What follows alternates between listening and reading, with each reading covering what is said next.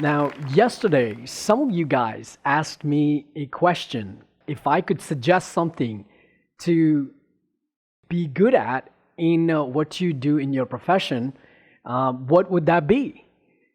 And I told you that I'll answer that question today while I speak at the event. But I did ask some of you guys the question of how do you measure that goodness of what you do in your profession? How do you measure that success? What is the criteria? What is the quantifier that you would like to see in order to qualify yourself to be doing good, or quote unquote call yourself to be successful in what you do?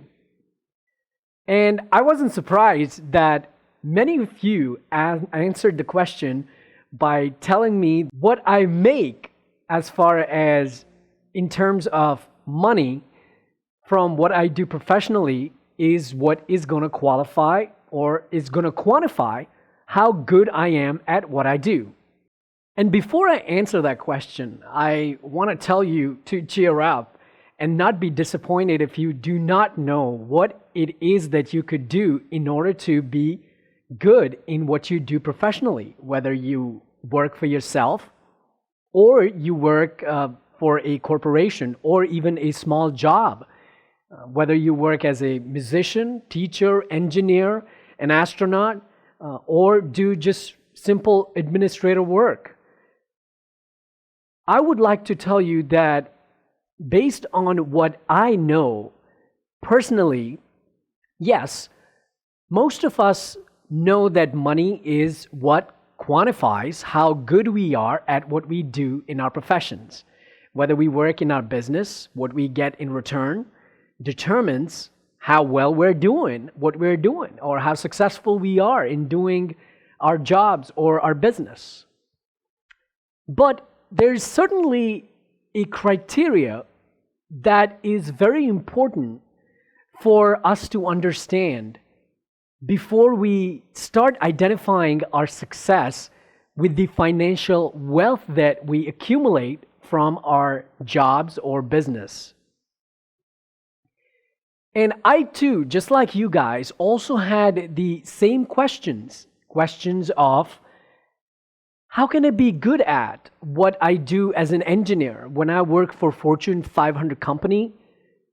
That idea that I wanted to be good in project management, project engineering work, or processing work, whatever it is that I was doing, I wanted to be good at. I wanted to stand out. And it was the same notion in my head that when I became an entrepreneur, I wanted to be good in what I was doing in my business. And just like you, I too had this idea in my mind that the financial returns, the wealth that I was accumulating, or what I was getting in return of what I did for someone else, whether it was a corporation that I was working for, or when I was working for myself, the bottom line, which is the dollars or the numbers, were basically representative in my mind of what my standing was in what I was doing professionally. But there's another criteria that I want to talk to you guys today about. And I want to tell you how that specific criteria ties into the success that you can create, or the goodness that you ultimately measure should not be only based on what you accumulate in terms of financial returns from what you do in your profession, but should be based on that criteria as well. A few years ago, when I was working on a project with the teams in Japan, it was a multi-million-dollar project that I was executing. And I was given a target deadline based on the contract that we had signed with the Japanese corporation. And I was supposed to finish the contract on the timeline that was as a part of the agreement.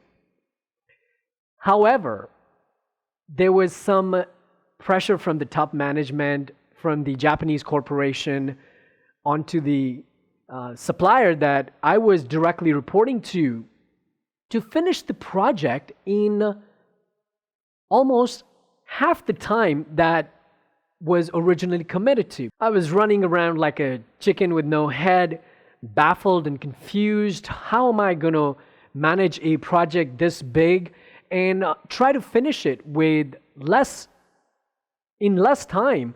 And I was also having other challenges, like the labor was quitting in the first half of the project. A lot of labor had left, and I really had a big challenge in front of me to meet the expectation of the customer, and at the same time also figure out how am I really going to meet that expectation and struggle with or resolve these challenges that I was dealing with.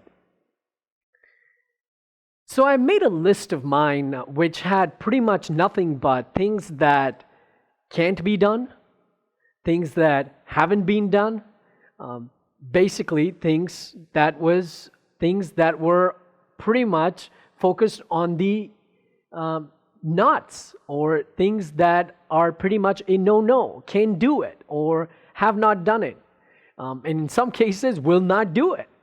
So I went really adamantly into the meeting and sat down with a room full of Japanese team members and management team, and some of them did not speak English, especially the person who was leading the team, who was supposed to be the executive director.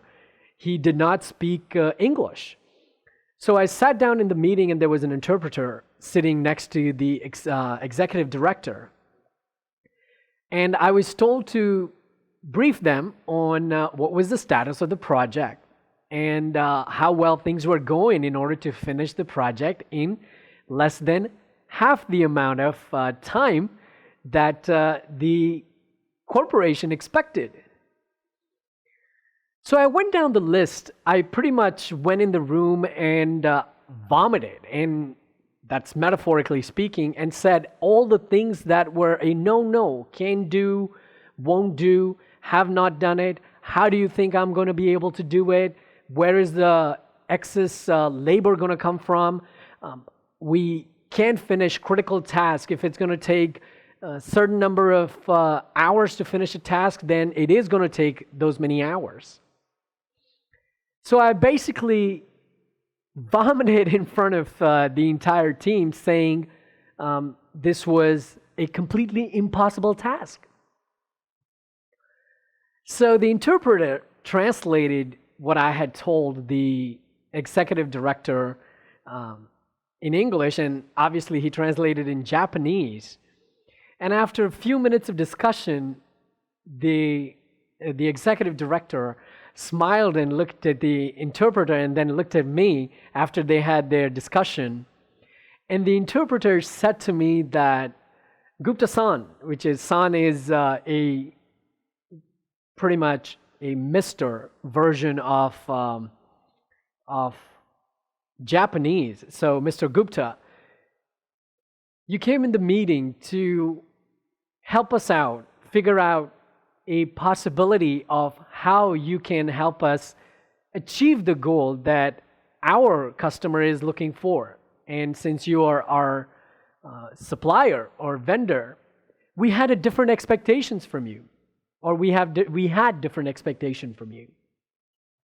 So the interpreter said that what we are really looking for is someone to add value into this meeting so that we can accomplish the goal. And I walked out of that meeting thinking that I was really missing a key piece to what I should be doing in order to be successful in executing this project or executing the tasks that are needed to be completed in order to finish the project in a specific amount of timeline, regardless of whether it was cut into half based on what the original agreement was. But if I really wanted to be successful, if I really wanted to be the best in doing my task or executing this project, then I had to look for something more, and that was value adding. How will I be adding value if I just go with a can do or won't do attitude? Or if I'm not paying attention to what is it that I can give in order for me to be good at doing something, if I don't pay attention to that question, then I'm really not successful in what I'm doing professionally.